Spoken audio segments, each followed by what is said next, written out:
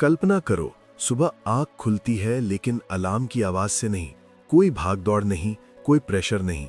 दिल के अंदर एक अजीब सी शांति होती है, जैसे जिंदगी तुमसे कह रही हो तो बिल्कुल सही जगह पर है। लेकिन सच ये है कि आज के टाइम में ज्यादातर लोग सुबह उठते ही थके हुए होते हैं। ना शरीर थका होता है, बल्कि मन थका होता है।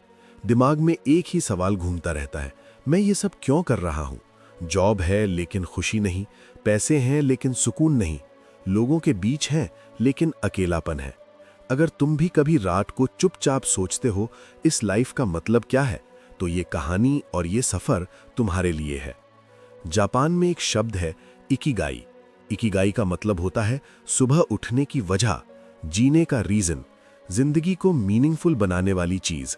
जापानीज लैंग्वेज में इकी का मतलब होता है लाइफ और गाई का मतलब होता है वैल्यू या वर्थ। दोनों मिलकर बनते हैं इकिगाई, यानी वो चीज जो तुम्हारी जिंदगी को वैल्यू देती है।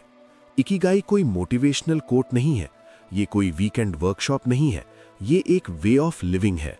जापान के ओकिनावा आइलैंड में दुनिया के सबसे ज्यादा 100 साल से ऊपर जीने वाले लोग मिलते हैं।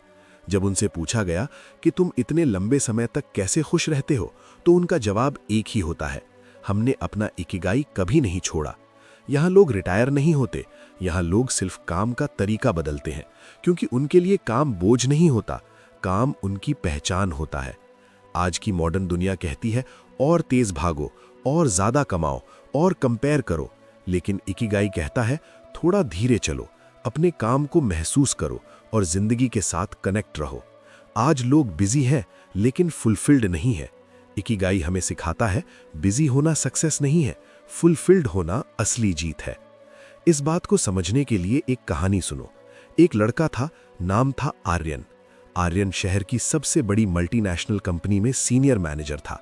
गाड़ी बड़ी थी, घर बड़ा था और बैंक बैलेंस भी काफी अच्छा था। दुनिया की नजर में आर्यन सेटल हो चुका था, लेकिन अंदर से वो रोज बिखर रहा था। हर मंडे उसके लिए सजा जैसा होता था। जब वो ऑफिस की ग्लास बिल्डिंग में घुसता तो उसे लगता जैसे वो पिंजरे में आ गया हो। मीटिंग्स, ईमेल्स, टारगेट्स सब चलता रहता, लेकिन रात को घर आकर उसे याद नहीं रहता था कि आज उसने किया क्या। उसे लगता था वो बस एक मशीन का पुर्जा है जिसे कभी भी रिप्लेस किया जा सकता है। एक दिन आर्यन की तबीयत अचानक खराब हो गई। डॉक्टर ने कहा स्ट्रेस है, ब्रेक लो वरना कोलैप्स हो जाओगे। मजबूरी में आर्यन छुट्टी पर गया और शांति की तलाश में एक पहाड़ी गांव चला गया। वहां ना नेटवर्क था, ना शोर, सिर्फ हवा की आवाज और परिंदों की चहचहाहट। वहां उसकी मुलाकात एक बुजुर्ग आदमी से हुई जिनका नाम कक्का था। उम्र करीब 80 साल, चेहरा झुर्रियों से भरा हुआ, लेकिन आंखों में अजीब सी चमक। कक्का लकड़ी से खिलौने बना रहे थे, बड़े ध्यान से, बड़े प्यार से।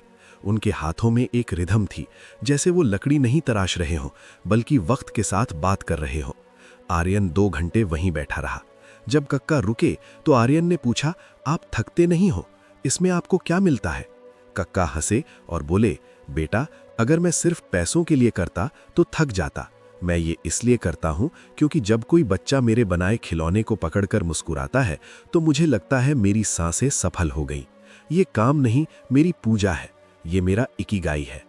उस दिन आर्यन को समझ आया कि वो अब तक सिर्फ सरवाइव कर रहा था, जी नहीं रहा था। कक्का के पास डिग्री नहीं थी, लेकिन पर्पस था। टाइटल नहीं था, लेकिन शांति थी। इकिगाई के 4 हिस्से होते हैं। पहला, वो जिससे तुम प्यार करते हो, जिसे करते वक्त टाइम का पता नहीं चलता। दूसरा, वो जिसमें तुम अच्छे हो, स्किल सीखी जा सकती है। तीसरा, वो जो दुनिया को चाहिए, तुम्हारी मदद, तुम्हारी वैल्यू। चौथा, वो जिससे तुम पैसा कमा सको, क्योंकि पैसा गोल नहीं, रिजल्ट होता है। जब ये 4 चीजें मिलती हैं, वही इकिगाई होता है।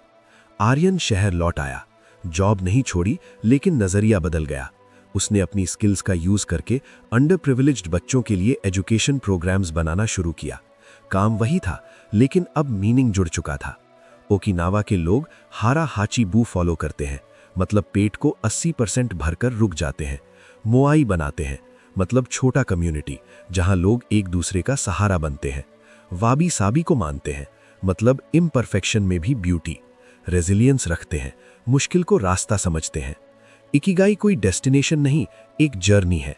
आज कुछ और, कल कुछ और, बस हर दिन अपने आप से पूछना, किस काम में वक्त गायब हो जाता है, कौन लोग तुम्हें एनर्जी देते हैं, आज का छोटा स्टेप क्या है। इकिगाई कहता है, पैशन फॉलो मत करो, पर्पस बिल्ड करो, धीरे धीरे, डेली हैबिट्स से, पेशेंस से।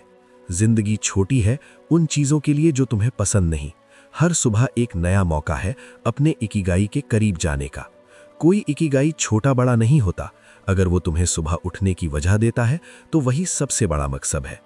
कल जब आंख खुले, अलार्म स्नूज मत करना, गहरी सांस लेना और खुद से कहना, आज का दिन मुझे मिला है और मैं इसे बेकार नहीं जाने दूंगा। मैं अपने इकिगाई को जीऊंगा, क्योंकि अंत में लोग ये याद नहीं रखेंगे कि तुमने कितना कमाया, लोग ये याद रखेंगे कि तुमने कैसे जिया। अपनी कहानी खुद लिखो, अपने इकिगाई को ढूंढो और रुकना मत